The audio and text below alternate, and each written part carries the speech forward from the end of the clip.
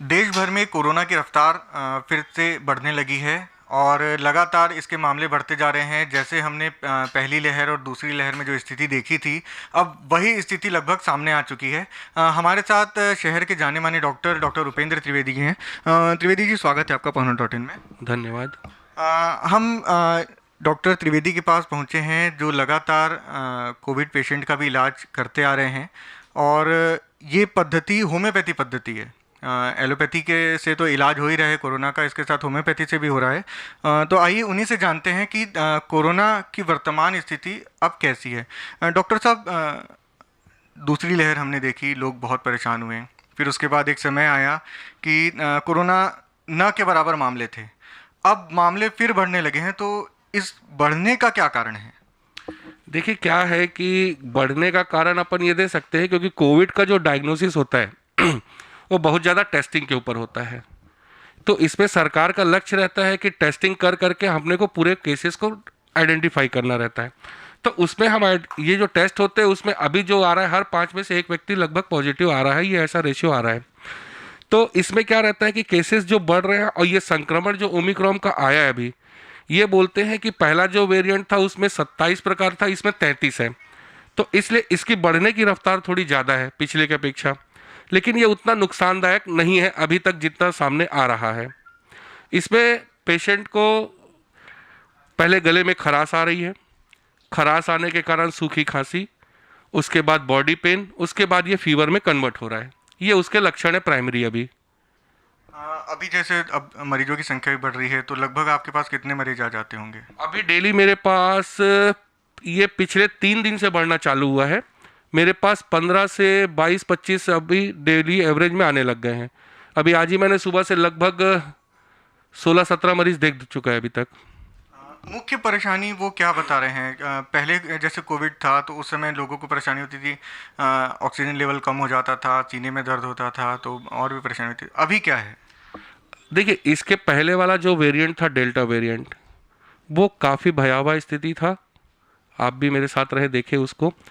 उसमें तो पेशेंट को समय नहीं मिलता था, लेकिन जो वैक्सीन हुआ है, वैक्सीन होने के कारण जो आदमी की इम्यूनिटी बूस्ट हुई है, तो उससे फेफड़े में ये संक्रमण पहुंच नहीं रहा है।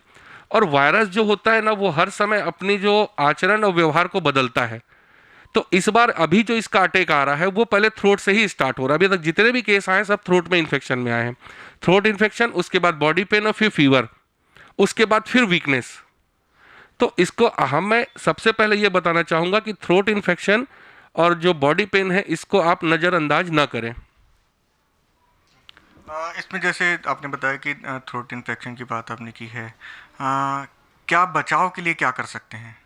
देखिए, क्या होता है कि कोरोना की जो गाइडलाइन के अनुसार सब सबसे बड़ी तो बीमारी व्हाट्सएप के रूप में होती है कि कपूर लेना और गर्म पानी पीना, लेकिन कितना लेना है ये किसी को आइडिया नहीं रहता।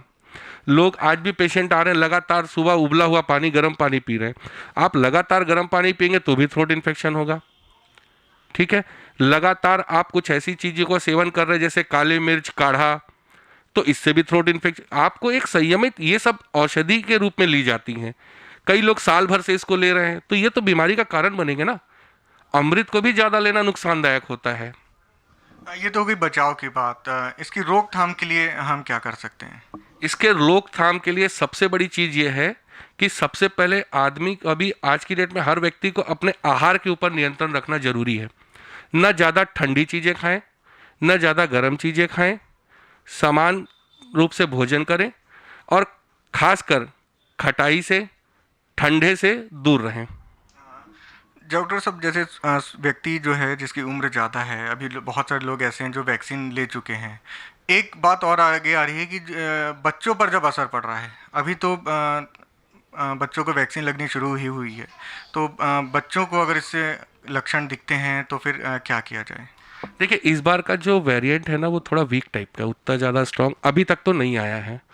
तो और बच्चों की इम्यूनिटी बाकी लोगों की अपेक्षा बहुत अच्छी होती है। तो बच्चों लोगों के थ्रोट, घर के जो माँ बाप हैं, छोटे छोटे बच्चों लोग के थ्रोट को चेक करते रहे, कहीं उसमें हल्का रेडनेस तो नहीं है, या इन्फेक्शन तो नहीं है, या बच्चा गला दर्द तो नहीं बोल रहा है। बच्चों को आइसक्रीम से थोड़ा दूर रखें, ठंडी चीज़ों से, ज़्यादा चिप्स वगैरह से दूर रखें। बच्चों को भी कोई और कोई तकलीफ होता है तो अपने फैमिली डॉक्टर से संपर्क करें।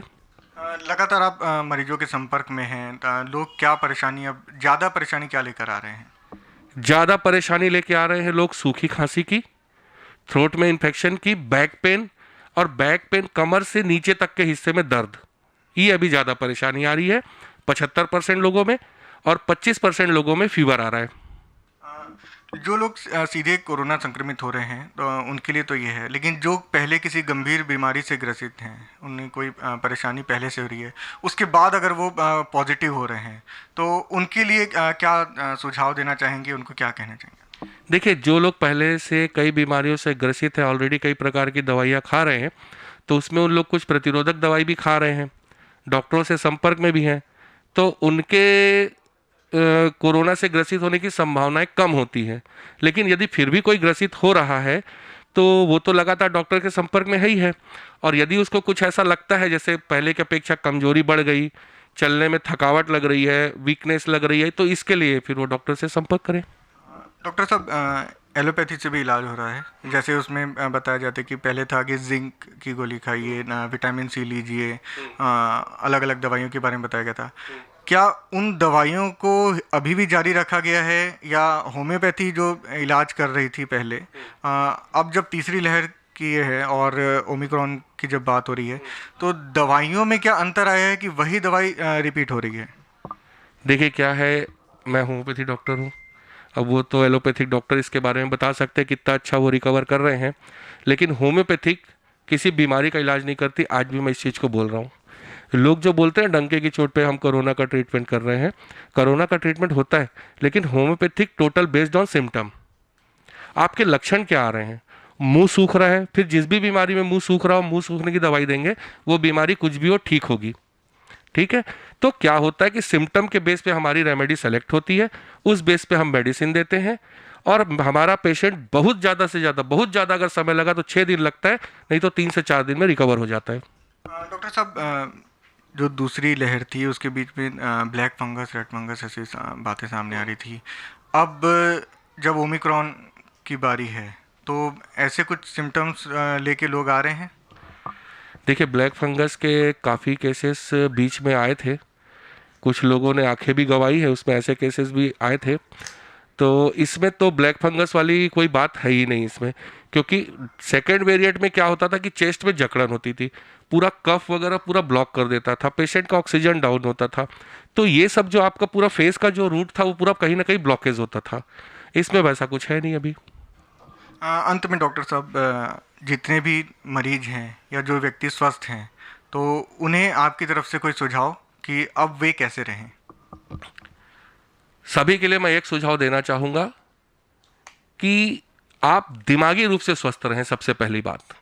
और एक बहुत महत्वपूर्ण आपको बताना चाह रहा हूँ बात में, प्रकृति का एक सिद्धांत होता है, stronger always suppress the weaker.